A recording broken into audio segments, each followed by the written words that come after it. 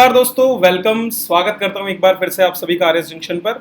मैं हूं घनश्याम शर्मा और बात करेंगे दिनांक 18 जून 2021 की सभी महत्वपूर्ण खबरों पर। तो चलिए शुरुआत करते हैं, क्योंकि आरएस 2021 आने वाला है और उम्मीद कीजिए कि इस बार आप भी जो है अपने लक्ष्य को सुनिश्चित कर पाएँ। तो उसके लिए अभी से मेहनत करनी पड़ेगी और वो मेहनत भी जो है जी तोड़ होगी। तो जी तोड़ मेहनत करोगे तभी जा करके आप जो है अपने लक्ष्य तक पहुँचोगे। चलिए आगे बढ़ते हैं और शुरुआत करते हैं। उससे पहले, चूंकि अधूरा ज्ञान हानिकारक हो सकता है और इसीलिए विश्वसनीय और बेहतर पढ़ने की आदत डालो। टारगेट आरएस 2021 है, तो गुलदस्ता राजस्थान समसमाई की बहुत मदद करेगी। कंप्लीट आपका करंट अफेयर्स ये कवर करती है, हिंदी और इंग्लिश दोनों में है। तो जो छात्र नोट्स बना रहे हैं उनके लिए नहीं है, लेकिन जो नोट्स नहीं बना सकते हैं, जो जॉब में है या जिनके पास समय नहीं है, तो ऐसे में जाहिर है कि आपको इतना समय नहीं मिल पाता है। तो रिवीजन के लिए आप इस बुक को ले सकते हैं। आपके पूरे के पूरे 2020 का वार्षिकांक और उसके बाद में लगातार हर महीने की जो है ये बुक आपको मिल रही है हमारी एप्लीकेशन आरएस जंक्शन पर। तो आज ही डाउनलोड कर लीजिए और अपनी इस बुक का फ़ायदा उठाइए। तो शुरुआत करते हैं आज के पहले प्रश्न के साथ, जो है 66वां प्रश्न इस महीने का।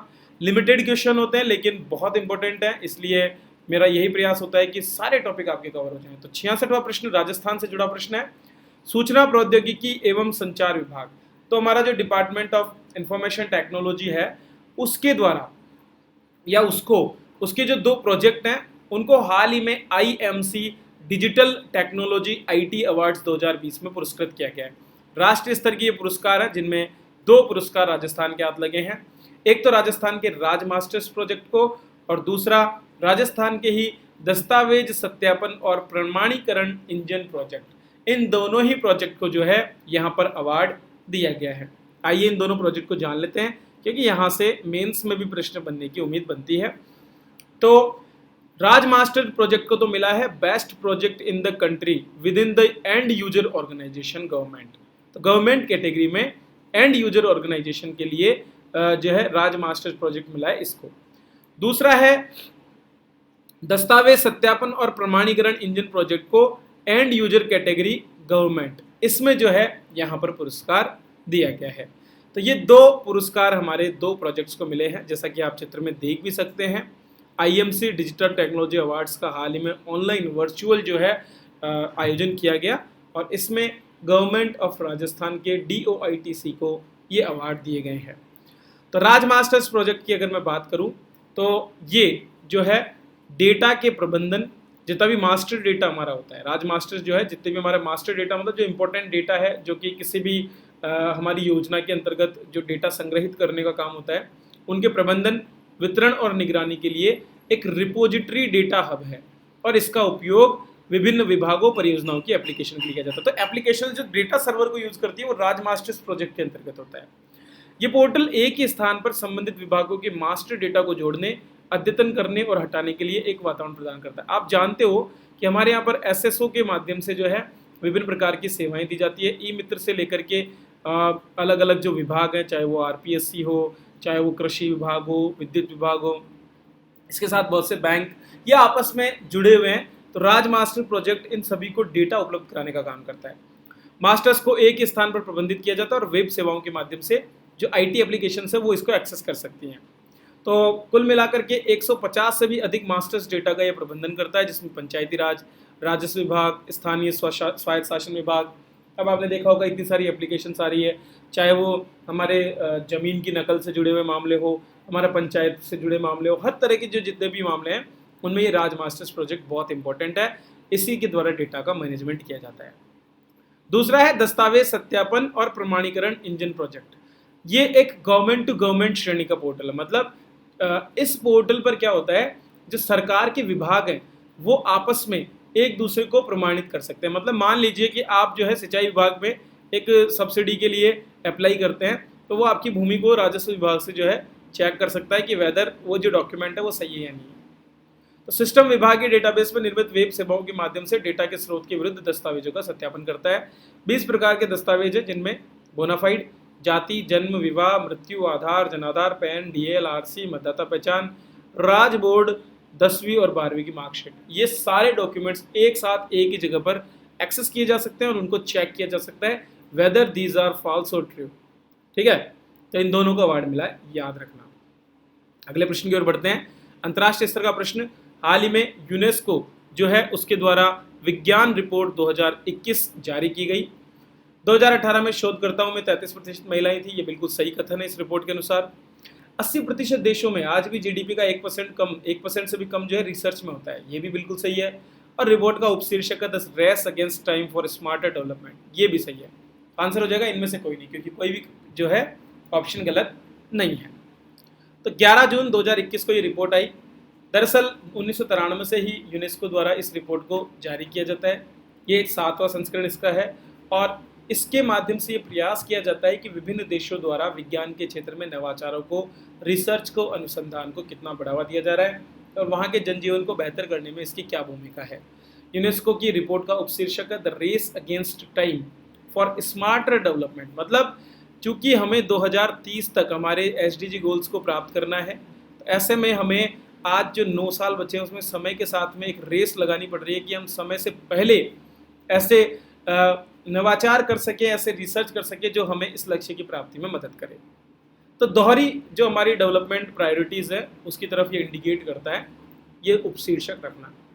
सभी आय स्तर के देश, चाहे वो विकासशील हो चाहे वो विकसित हो, सभी देश डिजिटल और हरित अर्थव्यवस्था को अपनाने में लगे हुए हैं और इसके लिए बड़ी मात्रा में रिसर्च और अनुसंधान की जरूरत है, क्योंकि सभी देश 2030 तक अपने जो डिटरमाइंड एसडीजी हैं उन गोल्स को प्राप्त करने का काम कर रहे हैं।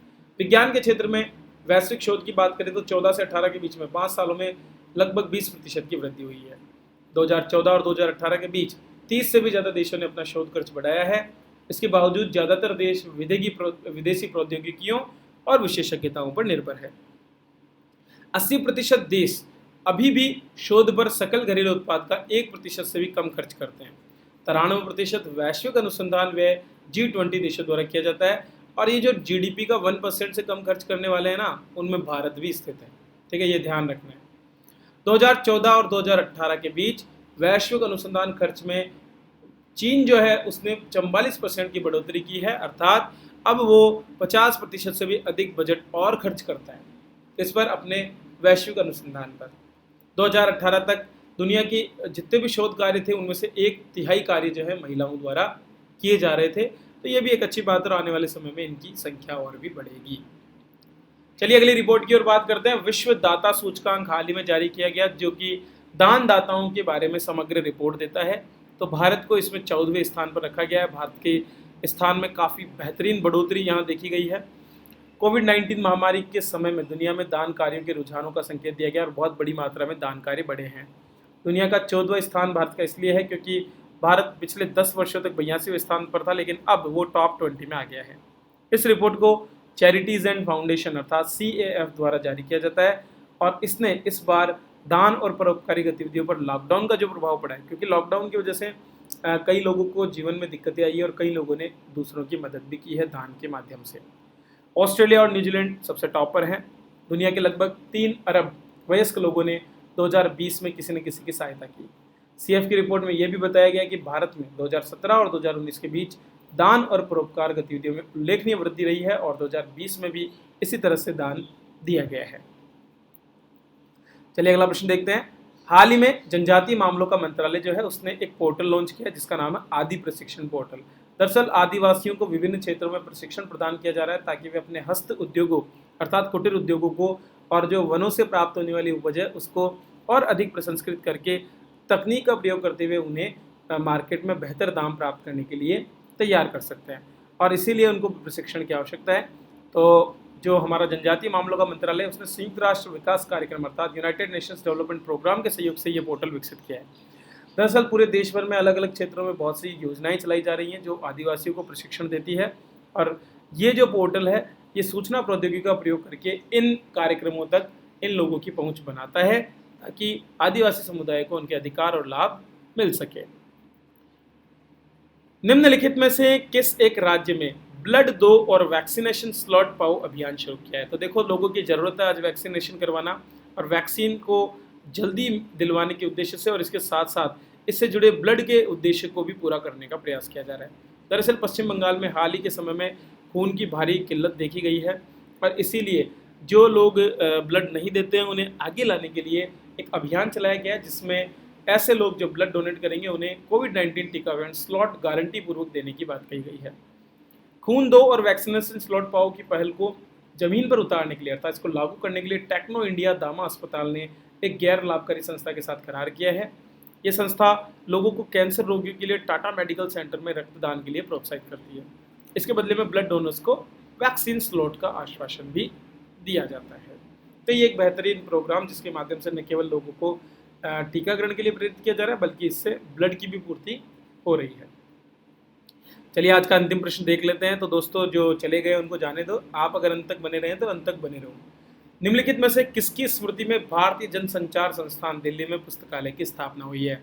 ये बहुत इंपॉर्टेंट है क्योंकि देश का पहला हिंदी अखबार शुरू करने वाले पंडित युगल किशोर शुक्ल के नाम पर, उनकी स्मृति पर जो है अब देश का एक पहला पुस्तकालय स्थापित हुआ है। तो पहली बार ऐसा हो रहा है जब किसी के नाम पर ऐसा हो रहा है। पंडित शुक्ल ने आज से 195 साल पहले 30 मई 1826 को कोलकाता से उद्दंड मार्तंड प्रकाश जो पत्र है उसका प्रकाशन शुरू किया था और इसे हिंदी भाषा का पहला पत्र भी माना जाता है।